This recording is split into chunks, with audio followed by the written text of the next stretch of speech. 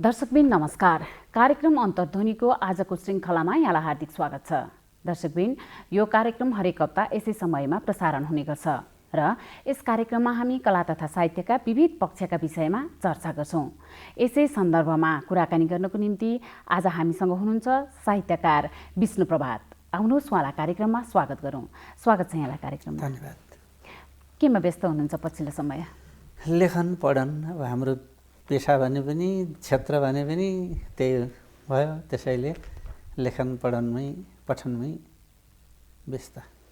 त्यसमाथि पनि अहिले पछिल्लो समय त यो नेपालका सबै साहित्यकार कलाकारहरूको पारिश्रमिक बनाउने कोष तयार गर्ने काममा लागेको हुन त्यता पनि व्यस्त छु। भनेपछि प्रज्ञासँग सम्बन्धित, पहिले त्यो मन्त्रालयसँग सम्बन्धित थियो, अहिले प्रज्ञासँग सम्बन्धित भएर काम अगाडि बढिराखेको छ। त्यसमा चाहिँ के गर्नुपर्ने हुन्छ? त्यसमा चाहिँ नेपालका सबै वाङ्मय क्षेत्रका, ललित कला क्षेत्रका, सङ्गीत नृत्य क्षेत्रका कलाकर्मी, लेखक सबैको चाहिँ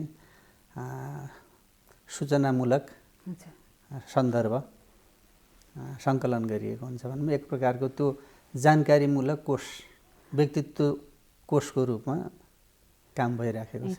६३तिर चाहिँ पहिलोचोटि तयार गरेर ७०तिर छापिएको थियो पहिलो संस्करण। अहिले चाहिँ त्यसमा परिमार्जन परिष्कार गरेर दोस्रो तयारी हुँदैछ। भनेपछि त अब कलाकारहरूको त चिनारी सजिलो भयो थाहा पाउनको लागि। यहाँ निबन्ध, साहित्य समालोचना, व्यङ्ग्य, हास्य व्यङ्ग्य लगायत दर्शन सबै विधामा कलम चलाउनुहुन्छ। कुनमा चाहिँ आफूलाई अलिक यो चाहिँ मेरै विधा हो जस्तो लाग्छ? मेरो कलम चलाएको प्रारम्भ चाहिँ कविताबाट भए पनि सङ्ग्रहको रूपमा समालोचना आयो, चिन्तन र सौन्दर्य भनेर। त्यसपछि निबन्ध सङ्ग्रहहरू, निबन्धमा पनि सोझो निबन्ध र बाङ्गो निबन्ध भनेर आयो। खालको हास्य व्यङ्ग्य शैलीमा चाहिँ लगभग 6वटा जति आएका छन्। सोझोमा चिन्तनमूलक छ फेरि कतिपय, त्यसमा चाहिँ खास गरी संस्कृति, दर्शन, साहित्य यस्तो चाहिँ विधा समेटिएको। वास्तवमा निबन्धमा त सत्य कुरा लेखिन्छ हैन? निबन्धका रूपहरू धेरै छन्। यसका रूपका आधारमा यसलाई प्रकारमा बाँड्ने हो भने धेरै हुन्छ। त्यसमध्ये मेरो चिन्तन प्रधान, विश्लेषण प्रधान, शोध प्रधान, हास्य व्यङ्ग्य शैलीका मनोरञ्जन प्रधान त्यस्ता निबन्धहरू रहेका छन्। यो नेपाली भाषा संस्कृति हैन, यसलाई चाहिँ बचाइराख्नको लागि के गर्नुपर्छ? के कुराको आवश्यक छ? पहिलो कुरा त यसमा दृष्टिकोणको आवश्यकता छ। संस्कृति भनेको के हो भन्ने कुरा सुस्पष्ट दृष्टिकोण, नीति निर्मातादेखि हामी तल सर्वसाधारणसम्म नै एउटा सुस्पष्टता चाहिँ निर्माण गर्नुपर्ने खाँचो देखिएको छ। त्यो भयो भने मात्रै हामीले संस्कृतिलाई ठिक ढङ्गले बुझ्न सक्छौँ र संस्कृतिभित्र के विषय पर्छन् भन्ने कुरामा पनि अलमल देखिन्छ। कतिले नाचगानलाई संस्कृति भनेको, कतिले रीतिथितिलाई, चाडपर्वलाई संस्कृति भनेको, कतिले मनोरञ्जनका चाहिँ माध्यमहरूलाई चाहिँ संस्कृति भनेको, कतिले शिक्षालाई संस्कृति भनेको, यस्तो खालको स्थिति देखिन्छ। यद्यपि संस्कृतिको समुच्चयमा अलि विराट परिधिमा हेर्ने यसभित्र शिक्षा, दर्शन, ज्ञान, कानुन, साहित्य, कला, सङ्गीत, अभिनय सबै समेटिन्छ। त्यो आफ्नो ठाउँमा छ। तर हामी कहाँ त्यस ढङ्गले व्याख्या भएन। हामी कहाँ त संस्कृति मासियो भनेर जात्रा पर्वको कुरा उठाइन्छ, संस्कारहरूको चाहिँ कुरा उठाइन्छ, रीतिथिति कतिपय अन्धविश्वासमा आधारित कुराहरूलाई पनि चाहिँ संस्कृति मानेर चाहिँ जगेर्ना गर्नु खोजिएको पाइन्छ। यस्तो खालको समस्या छ। त्यसैले त्यसलाई अलिक नयाँ ढङ्गले विश्लेषण गर्ने, व्यवस्थित ढङ्गले चाहिँ वैज्ञानिक चिन्तनद्वारा परिपुष्ट गर्दै अगाडि सार्ने काम मैले संस्कृति लेखनमा, संस्कृति सम्बन्धी निबन्ध रचनाहरूमा, संस्कृति सम्बन्धी मेरा पुस्तकहरूमा त्यो चाहिँ प्रयास गरेको छु। के हो त संस्कृति? के हो त संस्कृति? मानव जीवनको चाहिँ जुन जीवनशैली छ, चिन्तन छ, त्यसलाई चाहिँ परिष्कृत गरेर चाहिँ अगाडि सारिएको पुनर्निर्मित प्रकृति हो त्यो। जस्तो हाम्रो पुनर्निर्मित प्रकृतिभन्दा हाम्रो स्वभाव कस्तो छ अहिले जस्तो हामी प्राकृतिक रूपमा जन्मदा त थिएनौँ। मानिस हाँस्दै जन्मदैन, रुँदै जन्मन्छ। तर बिस्तारै उसले हाँस्न सिक्छ, बिस्तारै भाषा सिक्छ, बिस्तारै चाहिँ संस्कार सिक्छ, बिस्तारै चेतनाको वृद्धिसँगै दृष्टिकोण सिक्छ। त्यो दृष्टिकोण निर्माण गर्ने क्रमसँग जोडिएर जति पनि जीवनका चाहिँ आरोह अवरोहहरू आउँछन् तिनीहरूको समुच्चय हो संस्कृति। एक प्रकारले भन्ने हो नि ज्ञानको क्षेत्रमा यो एक प्रकारको आलोक हो। यसलाई चाहिँ फगत जात्रा मात्रा पूजा आजा धर्म कर्म संस्कारहरू को रूपमा मात्रै बुझ्नु हुँदैन। संस्कृति मानव निर्मित। सामान्यतः हामीले जन्मदिन मनाउँदाखेरि हाम्रोमा अष्टजिरिन्जीवीको पूजा हुन्थ्यो होइन, अनि त्यो बुटी बान्ने होइन त्यस्तो चलन। अहिले पछिल्लो समय चाहिँ केक काट्ने, मैनबत्ती निभाउने, ताली बजाउने। यसमा चाहिँ हामी सजिलै देख्छौँ। के देख्छौँ भन्दाखेरि हामीले चाहिँ मानिसको शतायुको कामना गरेर चिरञ्जीवीको कामना गरेर जन्मोत्सव मनाउँथ्यौँ, पूजा गर्थ्यौँ र उज्यालोको आराधना गर्थ्यौँ। हामी उज्यालोको आराधना गर्दै दियो बाल्थ्यौँ। तर ठिक यसको विपरीत पश्चिमेलीहरूले के गरे भन्दाखेरि उज्यालोको आराधना होइन, उनीहरू अँध्यारोको आराधना गर्छन्। त्यसैले चाहिँ पश्चिमी संस्कृति र पूर्वीय संस्कृति अथवा हाम्रो संस्कृति र युरोपेली संस्कृतिमा पृथकता छ। केक उनीहरूकोमा हाम्रो जस्तो खानकीका बानकी नभएको हुनाले त्यही केकलाई कहिले चाहिँ क्रिम हालेर कहिले चाहिँ अरू चिजहरू हालेर खानेकुरा बनाउँछौँ। हामी कहाँ त 84 व्यञ्जन हामी सामान्य ढङ्गले चाहिँ बनाउन सक्छौँ। सर्वसाधारणको घरमा पनि खानकीको भेराइटी चाहिँ मजाले धेरै थरीका बनाउन सक्छौँ, किनभने हामी कहाँ अन्नपातको पौल छ। युरोपमा अन्नपातको पौल थिएन, त्यसले गर्दा उनीहरूको शैली त्यसरी गयो, हामी कहाँको शैली बेग्लै भयो। त्यसैले हाम्रो जन्मोत्सवमा सेलरोटी मालपुवा लगायत मनभोग आदि इत्यादि कतिले अरू खालको कुरा हुने खिर आदि प्रयोग गरेको पनि पाइन्छ। तर उनीहरूसँग त त्यो साधन त थिएन, नभएको कारणले उनीहरूले पाउरोटीमा चित्त बुझाएछन् अथवा अरू खालका कतिपय मिठाईहरू चाहिँ उनीहरूले बनाएका छन्। र दियो निभाउने र दियो बाल्ने भन्ने कुरा पनि त्यस्तै छ। हामीले दियो बालेर उज्यालोको आराधना गऱ्यौँ, उनीहरूले दियो निभाउँछन् मैनबत्ती बालेर। पहिलो कुरा त मैनबत्ती बाल्दा त्यसबाट निस्कने ग्यासले यो स्वास्थ्यलाई हानि गर्छ। दोस्रो कुरा अझ मैनबत्ती सँगसँगै आजभोलि त्यो झर्र पार्ने एक खालको बारुद समेत बाल्छन्, त्यो झन् नराम्रो। त्यसैले पश्चिमी संस्कृतिलाई हाम्रो आँखाले हेर्दा त्यो नराम्रो, उनीहरूले हाम्रो संस्कृति देख्दा जिल्ला पर्छन्। कतिले राम्रो मानेर चाहिँ ग्रहण गर्न थालेका छन्, अहिले कतिले चाहिँ छक्क पर्छन्।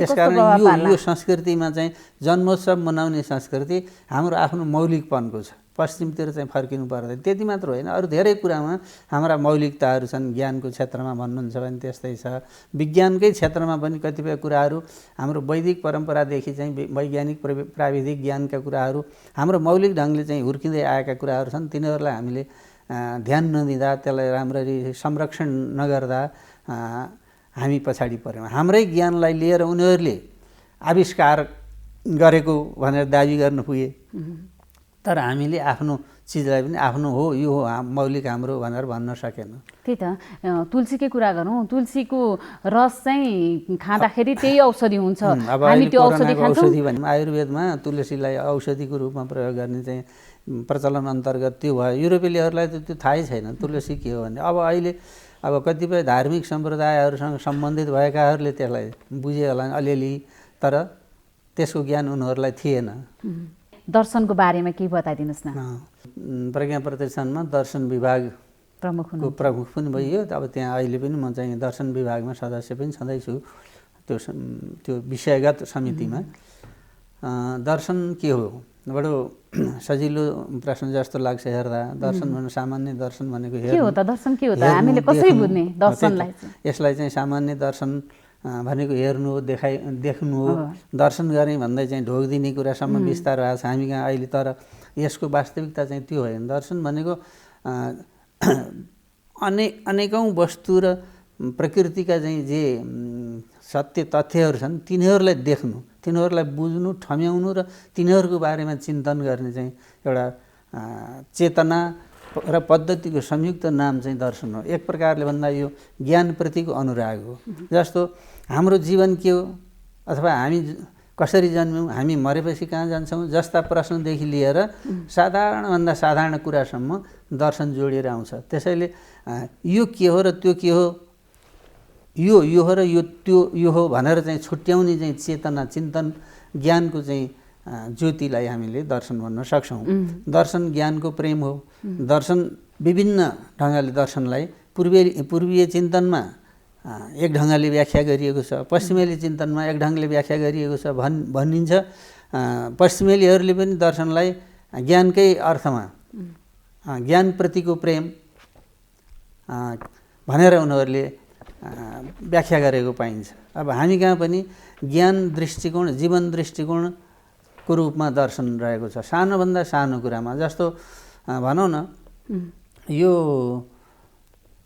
बिजुली कसरी चम्क्यो होला, मानिस मरेपछि के हुन्छ होला जस्ता सामान्य प्रश्नमा दिइने उत्तरदेखि गम्भीर प्रश्नसम्म ब्रह्माण्डका अनेकौँ विषयहरूको बारेमा एउटा दृष्टिकोणमूलक चाहिँ चिन्तन चेतना दिने चाहिँ ज्ञानशास्त्र विज्ञानशास्त्रलाई दर्शन भन्न सकिन्छ। दर्शनलाई समाजसँग जोडेर समाज दर्शन, संस्कृतिसँग जोडेर संस्कृति दर्शन, सङ्गीतसँग जोडेर सङ्गीत दर्शन, धर्मसँग जोडेर धर्म दर्शन, कर्मसँग जोडेर कर्म दर्शन, यस्ता विभिन्न चाहिँ नाममा दर्शनको शाखाहरू हाँगाहरूलाई व्याख्या गरिएको छ। यद्यपि हामी कहाँ रहेका धार्मिक सोचका चिन्तनमूलक चाहिँ दर्शनहरू एक ढङ्गका छन्, समाजसँग चाहिँ सम्बन्धित एक ढङ्गका छन्। हाम्रो समाजको बहुलता, हाम्रो समाजको बनोट र हाम्रो जनताको चेतना स्तर अनुसार दर्शनले चाहिँ त्यस किसिमका विभिन्न रूपहरू ग्रहण गरेको छ। युग अनुसारको चेतना हो एक प्रकारले दर्शन। हरेक दर्शन आफ्नो युगको सार बोकेर व्यक्त भएको हुन्छ। अब हामी कहाँ प्राचीन समयमा हेर्नुहुन्छ भनेदेखि एक खालको दर्शन थियो, त्यहाँ प्रकृतिलाई पूजा गर्थे मानिसहरूले। चाहिँ बुटा वनस्पतिहरू, ढुङ्गाहरू, पानीहरू, सूर्यलाई, चन्द्रमालाई एक खालको व्याख्या गरेर, शक्तिको रूपमा व्याख्या गरेर आफूलाई सताउने पनि र आफूलाई जोगाउने तताउने पनि। सूर्यले अत्यधिक पोल्ने न्यानो दिने एकापट्टि थियो भने पानीले जलप्रलयहरू ल्याएर बाढी पहिरो जस्ता ल्याएर चाहिँ गरेको हुनाले सुरुमा अज्ञानताकै कारणबाट, डरकै कारणबाट समेत मानिसले धार्मिक भावना उब्जाउँदै त्यसको रक्षा र त्यसको पूजा अर्चना गर्दै दार्शनिक चिन्तनलाई हुर्कायो। खास गरी ऋग्वेद काल पूर्वको दर्शन र ऋग्वेद पछिको दर्शनको रूपमा हाम्रो यो पूर्वको खास गरी नेपाल र दक्षिण एसिया अथवा उत्तर एसियाका दर्शनहरू देखिन्छन्। नेपालको सन्दर्भमा भन्नुहुन्छ भने ऋग्वेदले उषा सूक्तमा एक ढङ्गको उषाको प्रशंसा, बिहानीको प्रशंसा गरेर एक ढङ्गको प्रश्न गरेको हुन्छ भने नासदीय सूक्तले अर्को ढङ्गले प्रश्न गर्छ।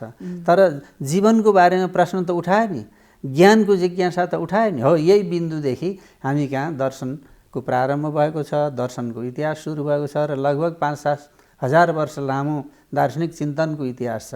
धेरै मानिसले चाहिँ सुनेको दार्शनिक चिन्तन भनेको ब्रह्मवादी दर्शन हो, जसको चाहिँ प्रादुर्भावकर्ता याज्ञवल्क्य थिए। तर दर्शनकै सन्दर्भमा नेपाली दर्शनको सन्दर्भ अथवा समग्र विश्वका विभिन्न दर्शनहरूको सन्दर्भ पृथक पृथक छन्। जस्तो मैले अहिले भर्खरै पनि भने दर्शनका विभिन्न शाखाहरू हाँगाहरू पश्चिममा पनि छ, पूर्वमा पनि छ।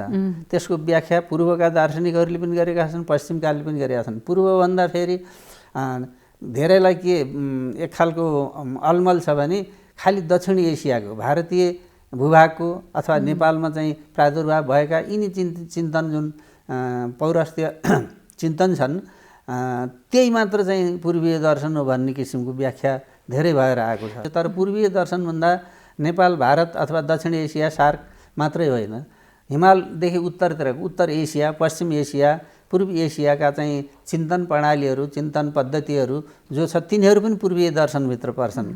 यसमा केही विवेचना पहिले भारतीय दार्शनिक जो पछि राष्ट्रपति पनि हुनुभयो सर्वपल्ली राधाकृष्णनले एक ढङ्गले व्याख्या गरेको पाइन्छ। मार्क्सवादी चिन्तन राख्नेहरूले अहिले पछिल्लो समयमा एक ढङ्गले व्याख्या गरेको पाइन्छ। हाम्रै पौराणिक ऋषिमुनिहरूले जस्तो भृगु ऋषि जस्ता, बब्रु आत्रेय जस्ता मानिसहरूले एक ढङ्गले व्याख्या गरेको पाइन्छ।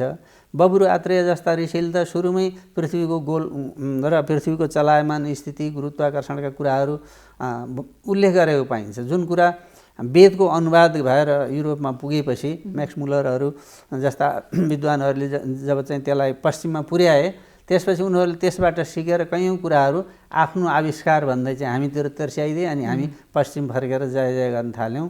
यथार्थ त्यस्तो भएन। त्यसैले हाम्रो यथार्थमा हाम्रो दर्शनको खोजी हुनुपर्छ र दर्शनका अध्येताहरूको निम्ति पूर्वभन्दा चीनदेखि यता यो दक्षिण भारतको मालदिभ्स सम्मको यो चौडाइ सम्झिनु सक्नुपर्ने भयो, पूर्वी गोलार्ध सम्झिनु पर्ने भयो एक हिसाबले। र एसियाका सबै क्षेत्रहरूलाई सम्झियौँ भने एसिया नै पूर्वीय चिन्तनको चाहिँ थलो बनेर आएको छ। लगभग सबै दार्शनिक चिन्तनहरूको जन्मथलो यही पर्दछ। नेपालको अलग छ। नेपालको दार्शनिक चिन्तनको बारेमा पनि प्रश्न उठिरहेको छ। खास गरी म त्यहाँ एकाडेमीमा यो दर्शन विभाग हेर्ने भइसकेपछि पहिलाचोटि मैले नेपाली भाषामा दर्शनशास्त्रको चाहिँ कुनै कोर्स छ कि छैन भनेर खोजेँ, कहीँ पाइनँ। नपाएपछि अब आफै बनाउने भनेर पहिलोचोटि एकाडेमीले दर्शनशास्त्रको कोर्स निर्माण गरेको छ। अहिले दर्शन कोश भनेर त्यसको नाम प्रज्ञा दर्शन कोश राखिएको छ र त्यसले दर्शनका बारेमा केही प्रश्नहरूलाई हल गर्ने गरी एउटा अवधारणा अगाडि सारेको छ र यो शब्दावलीहरू नै दर्शनमा प्रयोग गरिने कुन ठिक हो भन्ने तहसम्मको र त्यसका प्रवर्गहरूको विवेचनाको बारेमा त्यसमा व्यवस्थित कुरा दिइएको छ। खासमा यो नेपालको आफ्नै मौलिक दर्शन चाहिँ के हो? बिल्कुल यही प्रश्नमा अब हामी घोत्लिनु जरुरी छ। किनभने नेपाल जबसम्म नेपालको रूपमा स्वतन्त्र राष्ट्रको रूपमा रहनुपर्छ राख्नुपर्छ भन्ने चिन्तन छ हामीसँग भने हाम्रो आफ्नो मौलिक चिन्तन परम्परा खोज्नुपर्छ, हाम्रो मौलिक दर्शन खोज्नुपर्छ र त्यो छ पनि अहिलेसम्म खोजी नभएर चर्चा नभएर मात्र हो। पहिलो कुरा म तपाईँको अगाडि सबै अब यो हेर्ने दर्शकहरूलाई पनि के भन्छु भने नेपालको आफ्नो पहिलो मौलिक दर्शन प्रकृति पूजा गर्ने पोन दर्शन हो। त्यसलाई पछि 4औं शताब्दीमा तिब्बततिर प्रभाव पारेपछि तिब्बती उच्चारणमा बोन भनियो। बोनलाई धर्मको रूपमा व्याख्या गर्नेहरू एक थरी छन्, बोन दर्शनको रूपमा चर्चा गर्नेहरू एक थरी छन् अहिले पनि।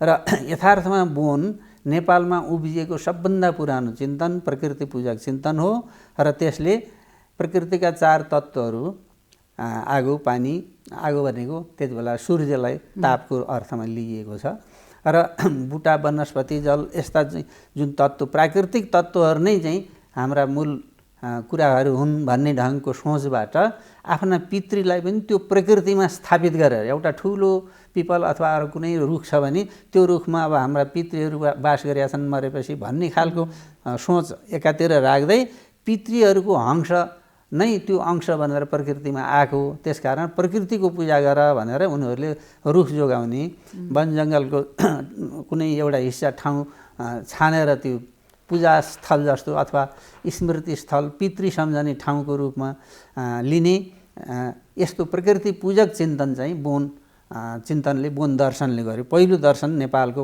मौलिक दर्शन भनेको यो बोन दर्शन हो, अहिले बोन भनिएको। र यो 4औं शताब्दीदेखि तिब्बततिर यसले प्रभाव पारेपछि लगभग 8औं शताब्दी भृकुटीको विवाह सङ्गमपोसँग नहुँदासम्म र पद्मसम्भवले सैनिक बल समेत प्रयोग गरेर चाहिँ बोनलाई नदबाउँदासम्म बोन तिब्बतको राजकीय धर्म दर्शन बन्यो। नेपालको यो अहिले पश्चिम कर्णाली क्षेत्रको मेजर मूल दर्शन भनेर बोन दर्शन रहेको थियो र त्यसैबाट विकसित भएर पछि खसहरूले आफ्नो संस्कृति विकास गरेका छन्।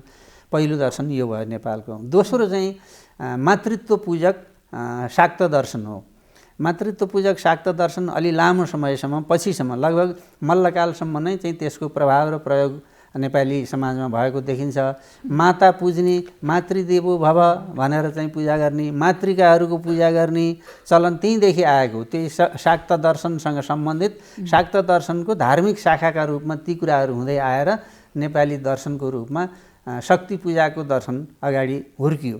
त्यो शक्ति के हो भन्दा त्यति बेला पनि प्रकृतिलाई नै मानेका छन् तिनीहरूले।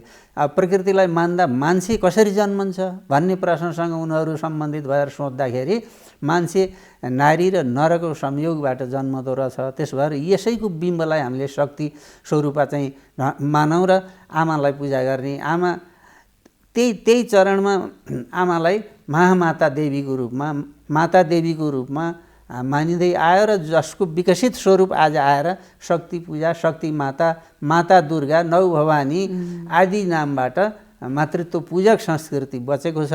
यता उता चाहिँ त्यसका दर्शनहरूले त्यसको तत्त्वमीमांसा गर्दाखेरि प्रकृतिकै भौतिक यथार्थलाई, स्वभावलाई व्याख्या गरे उनीहरूले। जस्तो कि जङ्गलका काँडाहरू कसरी तिखा भए भन्ने प्रश्न त्यति बेला उठ्दाखेरि त्यति बेलाका ज्ञानीहरूले के जवाफ दिए त भन्दा यो प्रकृतिको स्वभावले यस्तो बनायो भन्दै प्रकृतिलाई नै महत्त्व दिए। यसरी चाहिँ शाक्त दर्शनले यस्तो काम गर्यो एकातिर भने, अर्कोतिर शक्ति माताको रूपमा नारी स्थापित भएको हुनाले नारी पूजनीय भइन्। नारी पूजनीय भएकै चरणमा चाहिँ देवीहरूको स्थापना भयो, देवीहरू पूजनीय संस्कृति हुर्क्यो र शक्तिको रूपमा राज्य शक्ति चाहिँ लिन चाहनेले पनि देवीको पूजा गर्न थालेर एक खालको देवी मध्येमा सबभन्दा डरलाग्दीको भन्दा कालीको पूजा गर्नु पर्यो भन्ने ढङ्गले गए। त्यसैले यो दुर्गा पूजा भनेर अहिले हामी कहाँ भन्छन् नि, कसैले नौ दुर्गा भन्छन्, हामी कहाँ कसैले सप्त दुर्गा पूजा गर्छन्। दक्षिण भारततिर अहिले पनि सप्त दुर्गाको चलन छ, हामी कहाँ नौ दुर्गाको चलन छ। नौ दुर्गा हाम्रो चाहिँ यो मष्ट पूजक संस्कृति, खस संस्कृतिबाट आएको हो। त्यहाँ चाहिँ नौ भवानी भनेर चाहिँ पूजा गर्छन् र यता पनि भवानी माता भनेर चाहिँ ल्याएको पाइन्छ। यो चाहिँ शाक्त दर्शनको धार्मिक धाराको प्रभाव फेरि लामो समयसम्म सबै जातिहरूमा पर्दै आयो। यो सुरुदेखि अहिलेसम्म पनि देखिन्छ र यसका रूपहरू बदलिएका छन्, केही संस्कारगत ढङ्गले चलन चल्तीहरू बदलिएका छन्।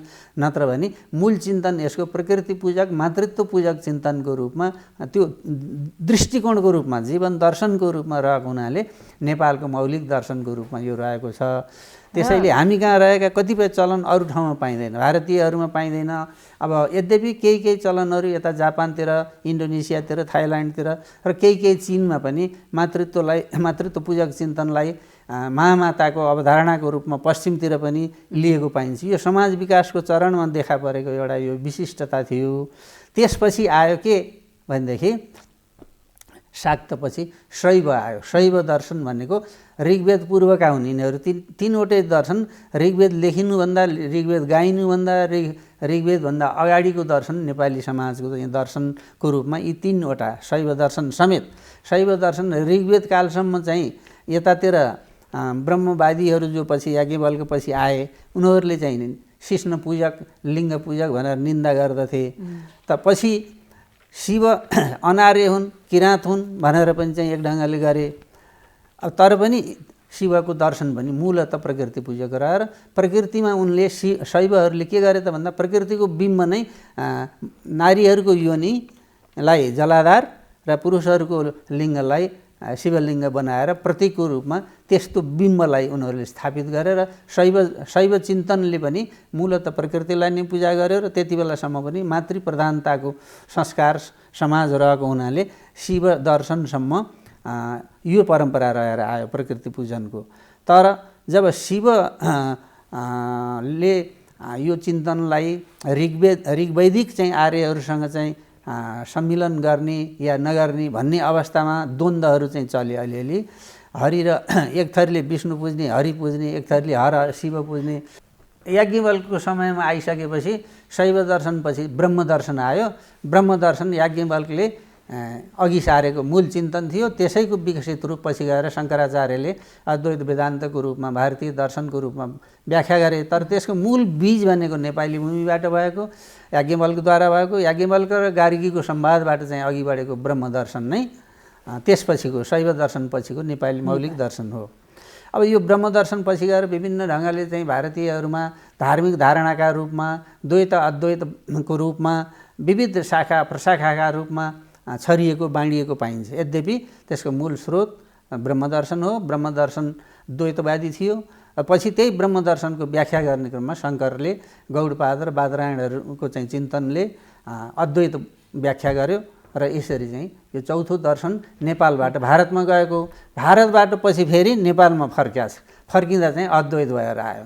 ब्रह्मदर्शनको व्याख्या गर्ने चाहिँ याज्ञवल्क्यले द्वैत ढङ्गले व्याख्या गरेका थिए। तर पछि चाहिँ यस्तो भयो। यो चाहिँ दर्शनपछि साङ्ख्य दर्शन देखा पर्यो।